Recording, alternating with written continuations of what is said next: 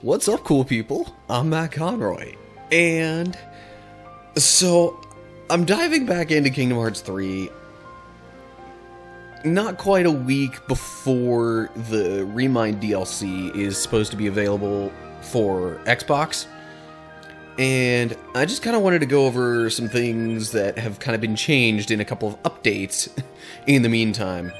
First off, as you can see on the main menu, there's an option for the Microsoft Store. I don't know if that was really available before. I haven't really looked into the theater to see if anything else has been made available that wasn't there before. Doesn't seem like it. So I'm just gonna ignore that, and I assume the memory archive and tutorials would not have changed. So first off, back when I was actually recording my prior gameplay of Kingdom Hearts 3, that was before there were, like, any updates for it. Just about. So, the first update that came out since then was adding critical mode. So now, like... So, the previous YouTube videos I had were showing standard, just because I didn't want to get frustrated with the difficulty and all that. And then I was going through playing on Proud mode, because I wanted to, 100% it on, like, a higher difficulty, and to kind of see how much quicker I could possibly do it. But then, the update for critical mode came out, and I'm like, oh, hold up now, hold up. This is a whole new level of challenge, I gotta try this. So, yeah, it definitely took me a little longer to get through. It was much, much harder. But I went through and got 100% completion, even on critical mode. So, this is the file I'm going to load up right now. Is the one with the 100% completion on critical mode. So yeah, that was really just... That was pretty much the entirety of the first update, was just adding critical mode to have a higher difficulty that apparently the die-hard Kingdom Hearts fans have come to expect. And, if you're actually looking for a hefty challenge with this game, then yeah, that's what critical mode brings. Even completely maxed out on levels and everything, I still... if I wasn't careful, would die to some things. Yeah. So, the next update that came out, I'm not sure what all else it might have added, but this one was pretty recent, and apparently... Whoa, Oblivion? That must be from completing it on critical? Or something? So anyway, yeah. With the latest update, you get apparently Oblivion and also the Oathkeeper Keyblades. So, now the problem is, I kinda need to level them up some. Or at least I would. Okay, so they're pretty much the same, except Oblivion focuses slightly more on strength than magic. I'm gonna try and power up Oblivion as much as I can, because I can pretty much guarantee you that whenever these get maxed out, they're gonna be, like, pretty much the next strongest Keyblades aside from, Ultima. And I need a Twilight Gem. Okay. Let's put some levels into Oathkeeper. So, of course, with these Keyblades, you also have new forms and new shot locks. I was looking a little earlier, and I got... I kind of tried out Oathkeeper a little bit. and got some time on that. Oh, really? Okay, so I can completely max out Oathkeeper now. Nice. But I still need to get some Twilight Gems for Oblivion. You know what? That is okay, because that'll give me a chance to do something else that I wanted to show you. Yeah. New abilities added for Sora. Let's go to the equipment. Classic tone. Wow, that one actually has the strongest magic, I just realized. I will be swapping out the Wheel of Fate, though, in favor of... I'd say Oathkeeper for now. Although maybe also swap out Classic Tone for Oblivion. Yeah. So Sora also has new abilities. I'm probably going to just immediately equip these. Strike a nearby target with a quick upward slash, blah blah. Charge a faraway target while blocking.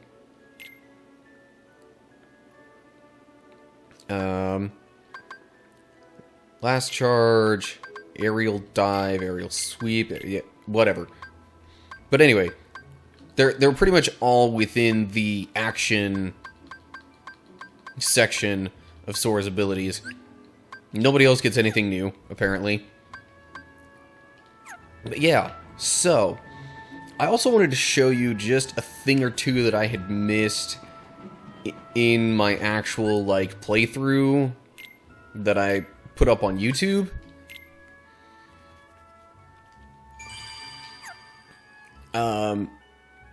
Couple of them, I would say, are more like spots where you find scenes that I eventually came across when 100%ing the game, but I had kind of missed / skipped over when I was putting up the videos. So first, I'm actually going to go over here to the Kingdom of Corona, and I'm trying to figure out what would be the nearest save point to what I'm looking for. I don't know if I want the hills or the wildflower clearing. Let's try the hills first. So there was actually a scene in Kingdom of Corona that I apparently missed. Just because, like, you have to go to a certain spot to see it, but you'll see in a little bit. There's also one that I'll eventually get to later that brings a little scene with Naminé into the mix. But like I said, I'll get to that later, so I don't want to spoil it or anything. Spoil, air quote. I don't want to mention it just yet. But yeah, so... Oh yeah, also, while I'm at it, I figure I can mention... I also did not bother including any post-game stuff in my videos. Find some ingredients around here. Because I was just trying to get through the main story when I was putting the videos up. We find some ingredients around there really isn't too much that gets added to it other than these things called battle gates, which I might show you a little later. But anyway, first things first. Apparently, whenever you're first, guiding Rapunzel and Flynn through the forest and all that kind of stuff, if you come to this area... Oh, hello.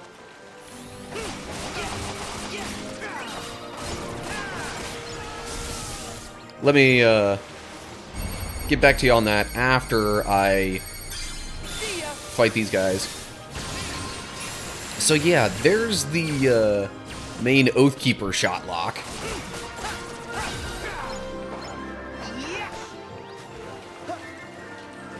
Or is that? No, wait, this is Oblivion I'm using.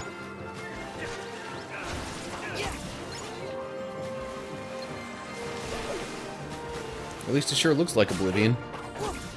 Oh, come on. Yeah, definitely Oblivion. Okay, so... Odd little thing. The shot lock for Oblivion and Oathkeeper look just about the same.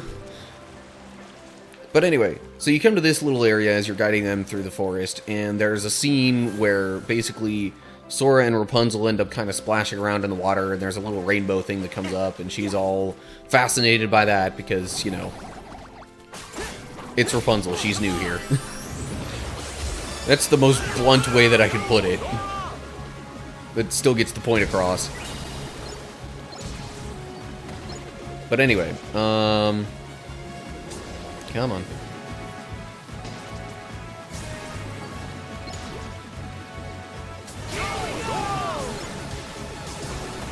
Yeah, so I'm hoping that while I'm doing this stuff, I can show off new Keyblades from the update.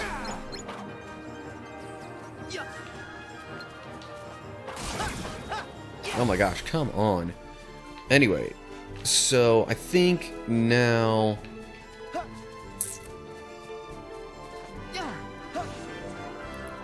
while I am in this world and I know of a certain thing that I can do, I'm gonna go back this way to the tower, because that puts me closer to one of the battle gates, which come out during the post game.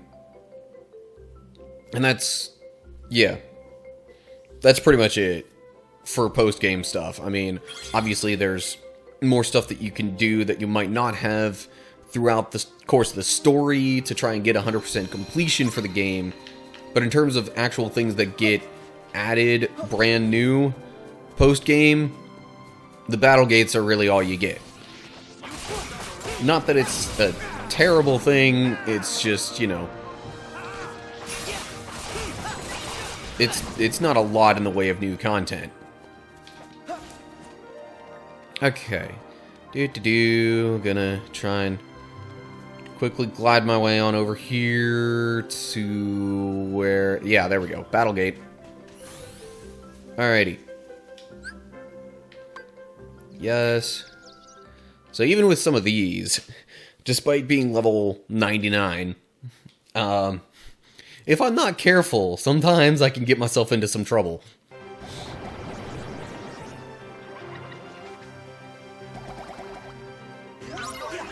Like, I'm pretty much going to go shot lock on this right away, but not max it out because I want to see if this looks any different. No, not really. Okay. Does not look any different, really, than Oathkeeper. Oh, hello. Thundaga. No. Ah, there we go. That's what I need. Arrow. That'll do what I'm looking for. Okay. Thundaza. Dark form, this is new. I haven't tried this yet. Okay, come on. Where are the enemies now?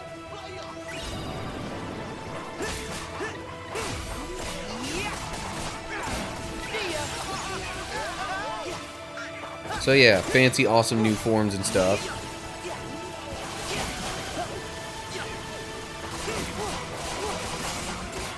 Ooh, hello. Okay. So there's a double form Oblivion, and there's a double form Oathkeeper.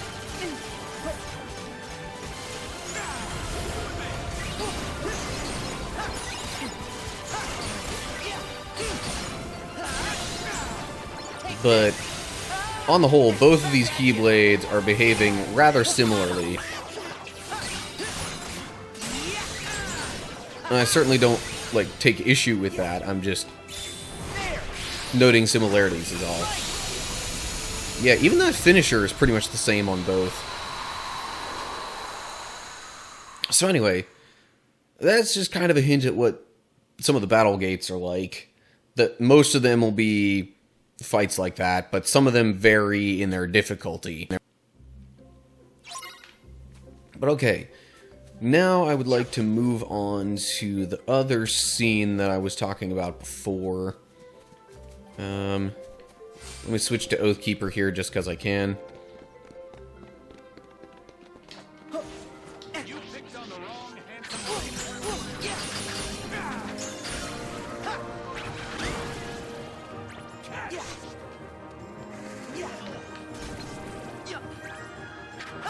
I'm still not sure what that one new ability they mentioned involving the blocking and stuff does, but whatever. So I'm gonna go over here. Saver gonna save. I'm gonna go back to the world map now. Oh yeah. Also, in case you're wondering, when I say I like 100%ed the game, I mean like everything. Save for maybe getting A's on every single gummy ship mission, but like I obtained all the gummy ships. And I did all the cooking, and like all of that stuff.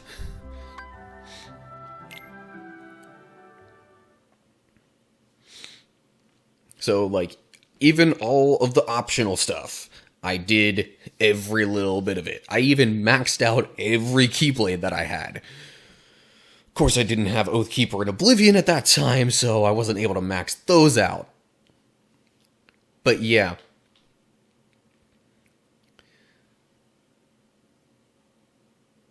So, I was playing this game darn near obsessively for even, like, a couple months after I made all the YouTube videos.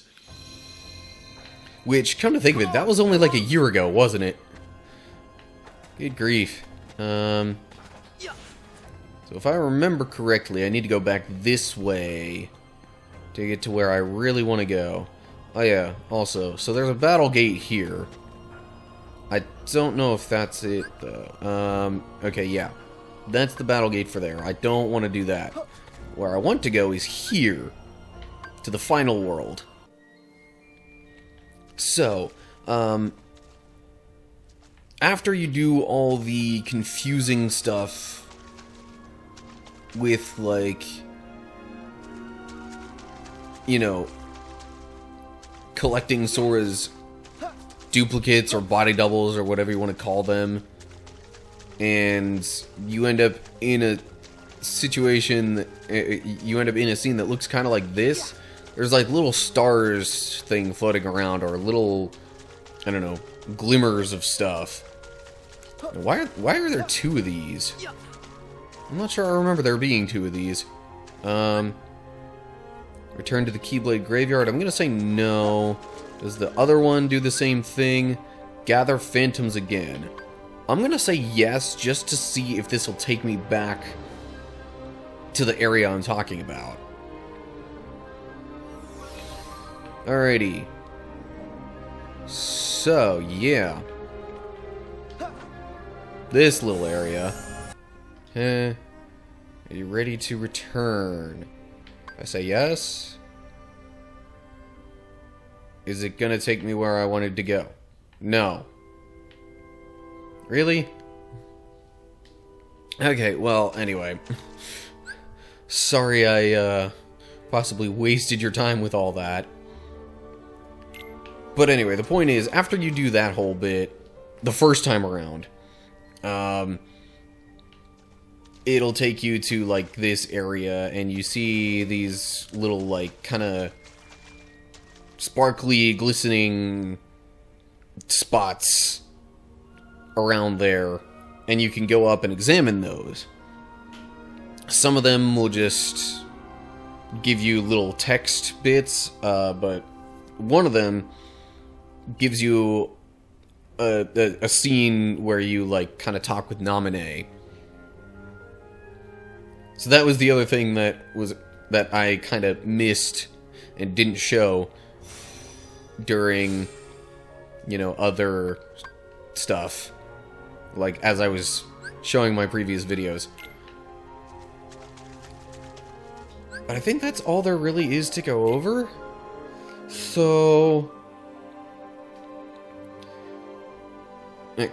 keep in mind, this is still right before the full-blown Remind DLC is available for Xbox. I did pre-order it though, so it won't be too long before I can start playing that and getting into what all happens there. So much has happened here. Tell you what, just for kicks, I'm gonna do this battle gate using the Oathkeeper Keyblade so I can show you kind of what's up with that one and just how similar it actually operates to what Oblivion did.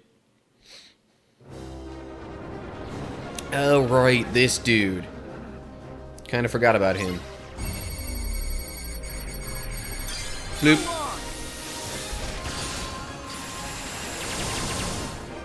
Well, hello. That did quite a bit.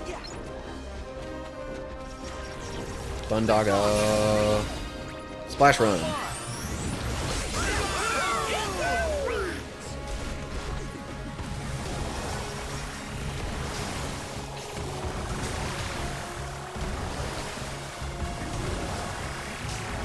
I mostly did that just to, you know, try and make the battle a little easier or something.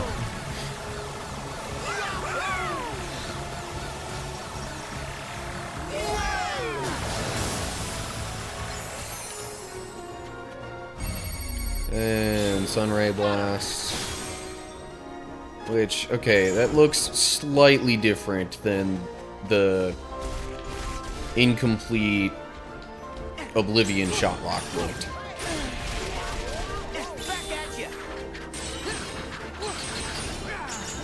Oh jeez. Now it's angry. But I'm underneath it.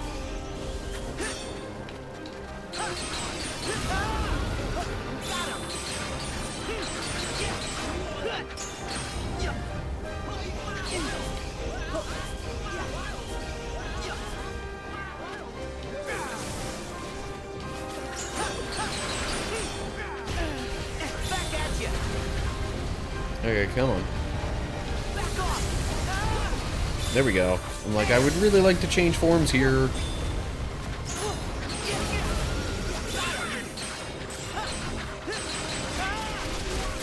Flare Force, because why not?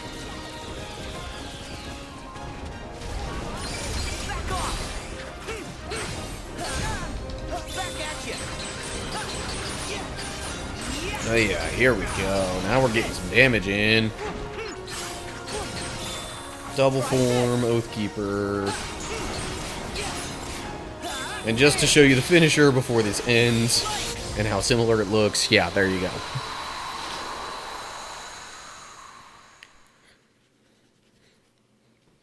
But yeah, so I think that'll do it for my little Kingdom Hearts 3 update pre-Remind DLC. To my knowledge, that's all that's been added, was the 2 Keyblades and critical mode and all that. Like I said, I made it not look all that difficult just because of how high a level I'm at, but trust me, it's... yeah. There are some moments where it's not easy. So, I guess that's gonna do it for now. Let me just go into the gummy phone so I can show you that it actually records the new shot locks and all that. It does put DLC next to the Oathkeeper and Oblivion stuff. So, I wonder if I got this just because I pre-ordered the Remind DLC. I don't know for sure. Also, I'm pretty sure there are a couple of other individual Keyblades that you can get as their own separate DLC, but I didn't want to bother with those because odds of them being better than Ultima in particular was slim to none. Anything else here in the items that I would really want to pay attention to? Probably not. Oh, I bet you it was just me picking up new, like, synthesis materials, like lucid gems and stuff, yeah. Anyway, okay, so that's it. It shouldn't be too long, maybe like a week or so before I can hit you with the full-blown Remind DLC, and then we'll get to see what that's all about. But, until then, as always, like and share if you enjoyed the video, subscribe to my channel, and click the bell to get updates when I post new stuff. You could also follow me on Facebook, Twitter, and Instagram. Info on that's down in the description below the video. And leave your comments under that with thoughts on anything.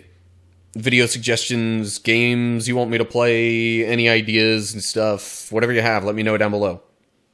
So, that's it. I hope you're all doing well. Hopefully I'll see you in about a week for the Remind DLC, or whenever I happen to get that out there. Also, maybe for some other videos that I post. I mean, I've been doing like 3 a week, typically. So, yeah. Feel free to tune in and watch those as well. But anyway, until next time, stay cool, people.